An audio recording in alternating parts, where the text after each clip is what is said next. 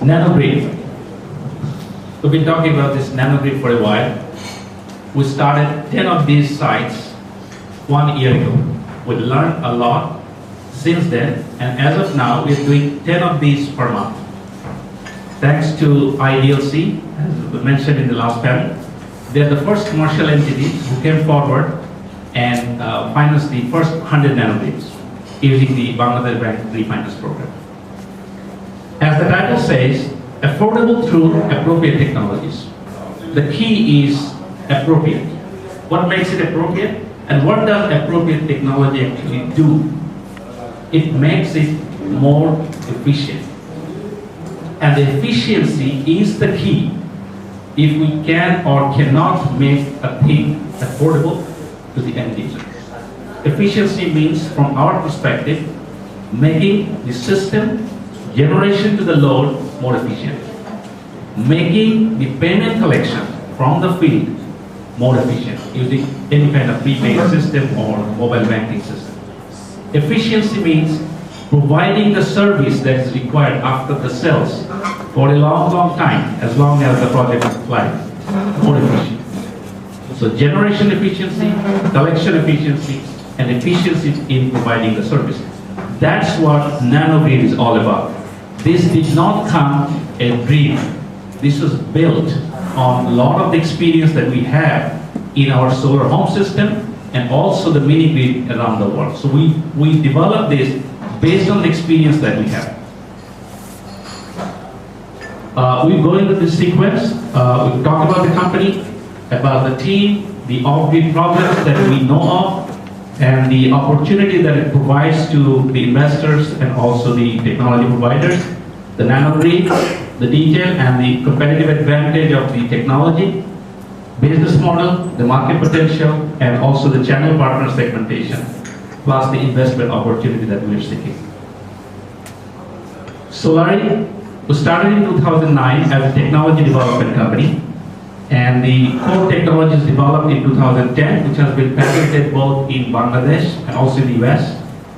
And the commercial operation started in 2011. We have now 2 factories since then. And the only external investor was IFC through SEED, a local fund manager. We have 400 employees at the moment, with 80% of them is technical background, and 600 partner branches that we're operating now. And we have our own 100 franchisee branches. The revenue, we closed $5 million last year, and this year we're going to close $12 million. As a founder, my background was semiconductor. In the US, I've designed the first single chip radio in the world. I have 10 US patents, and in Bangladesh, I have 4 patents around solar technologies. We have a team, single team with 135 years of cumulative experience, and the departments have been segmented with appropriate delegation of authority, that is the finance, the operation, the management, the marketing, and the technology development, including the HR and admin. Off-grid problems. The cost of grid extension is around $400 per home. I know this is a contentious number. Different people have different views, but that's the average estimate that we have made. The capex for solar home system is around $8 per watt-peak. Monthly payment for a solar home system user, the smallest system, it turns out to be $2 per lamp per month.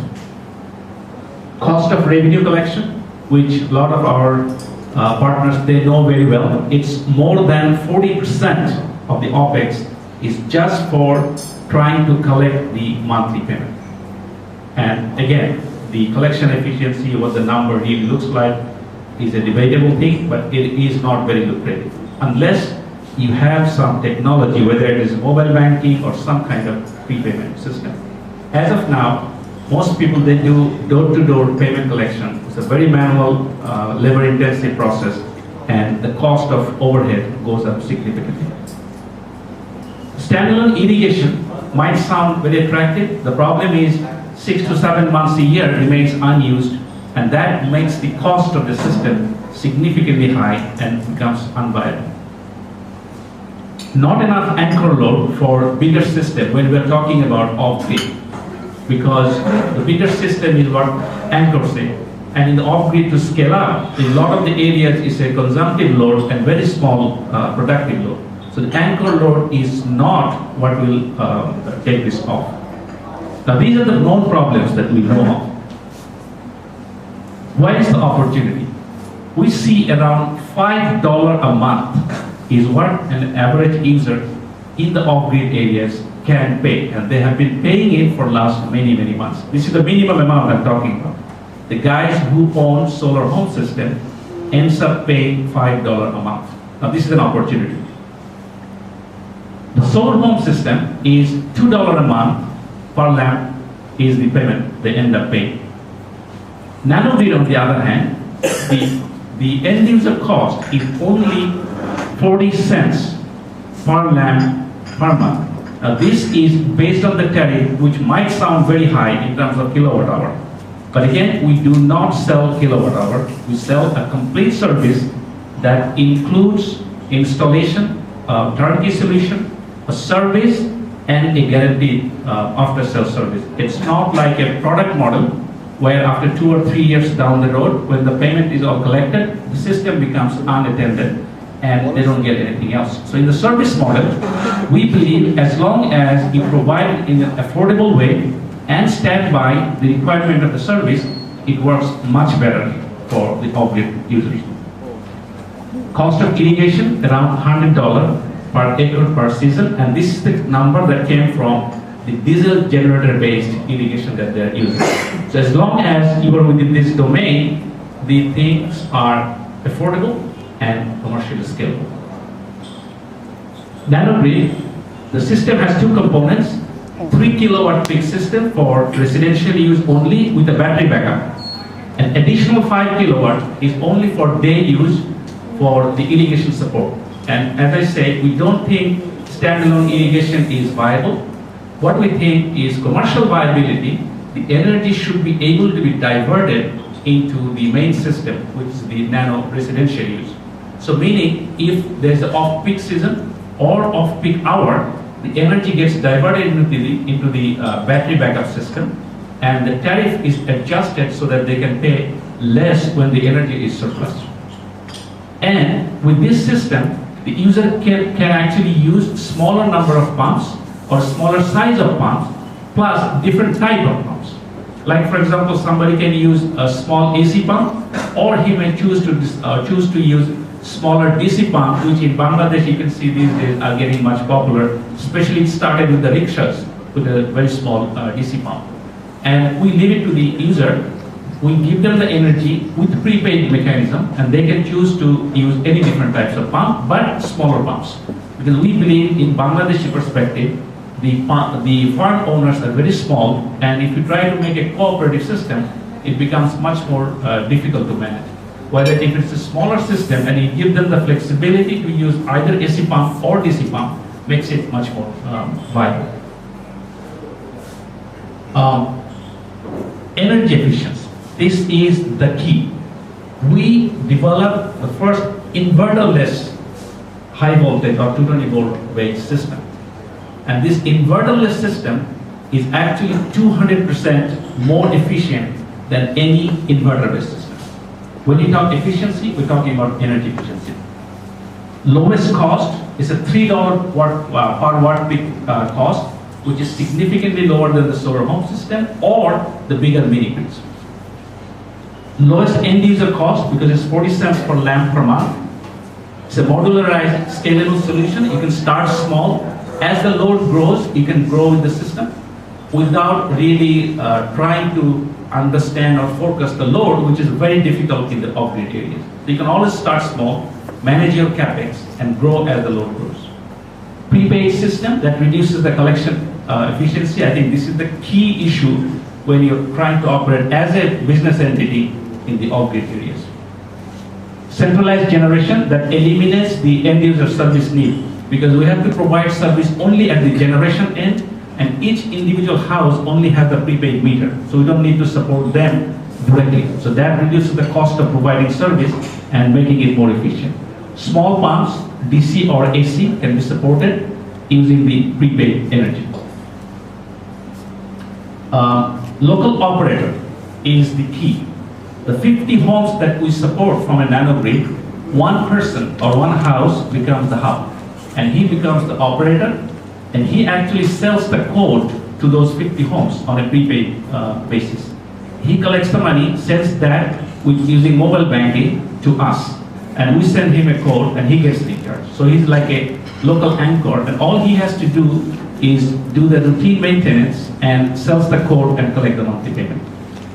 And the technical support or any unusual maintenance requirement, that is, we provide them using our own 100 branches that we have in the off-grid right now. Investment return for the operator is within 20 months, and the way it works, a system would cost you $10,000, and we collect $50 every home. So with the 50 homes, you collect $2,500 upfront as a connection fee. And the operator, he pays $1,250, and we match $1,250. So in together, we have collected $5,000 upfront, and that becomes the equity. And the remaining $5,000 is we are now financing through commercial bank. Like I said, IDFC is the first one who came forward, and this amount is paid back at 9% interest over 4 years. That is enough to be able to make around $125 profit for the operator. Customer benefit, it's a completely prepaid system and pay-as-you-go kind of mechanism. So there is no upfront commitment or minimum payment per month. Completely open, they can pay anywhere between $1 to $6 as the range. So completely maintenance-free and risk-free from the user perspective. If you look at the market, the top 30% can pay $8 per month. And the middle segment, which is the bulk of the segment, 60%, they can pay somewhere between $2 to $5 a month. This is based on a lot of our experience for the last 3 years. And the bottom 10% is below $2 a month. So with the Nano, we are actually targeting the middle segment, which is this $2 to $5 a month. The question is, what can I get as a user for a $5 a month? With $5, if you run one fan, one TV, 4 LED lamps, the total monthly bill will be less than $5. The $5 magic number came, which is the monthly payment a solar home system user has to pay per month. And with with $5, they're only getting a couple of lights. On the other hand, with the Nano, with the same $5, you can have your home. You can actually transition from light to your life.